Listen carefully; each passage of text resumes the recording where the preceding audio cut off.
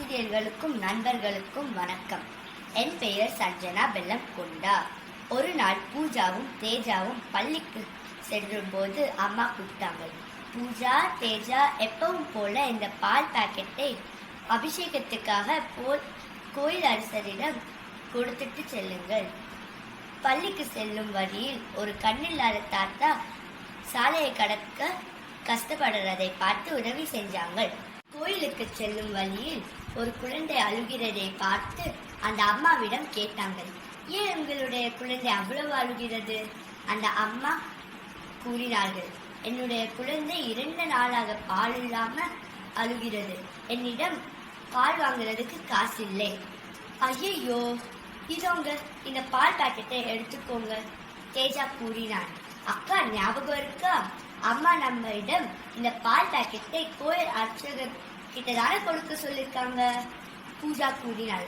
ஆமா தேஜா, என்ன பசியோட இருக்க குழந்தைக்கு கொடுத்தா எதுவும் ஆகாது. மாலை வீட்டுக்கு சென்ற உடனே அம்மா மிகவும் கோபமுடைய கூறினார்கள், அங்கே நில்லுங்கள், கோயில் அரசர் பால் பாக்கெட் வரவில்லை என கூறினார்கள். அந்த பால் பாக்கெட்டை என்ன செஞ்சீங்க? பூஜா கூறினாள்.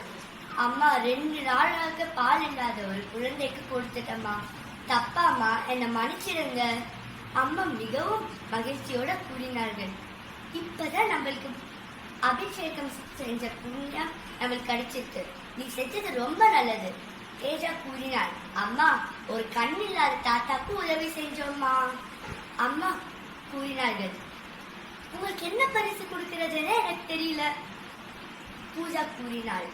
அம்மா, நம்ம உதவி செய்யறது பரிசுக்காக இல்லைன்னு ஔவையார் சொல்லியிருக்காங்க இல்ல, இந்த கதையின் நிதி அறம் செய்யும் விரும்பு. ஆனா யாராவது நம்ம உதவி கேட்டா நம்ம செய்யணும். நன்றி, வணக்கம்.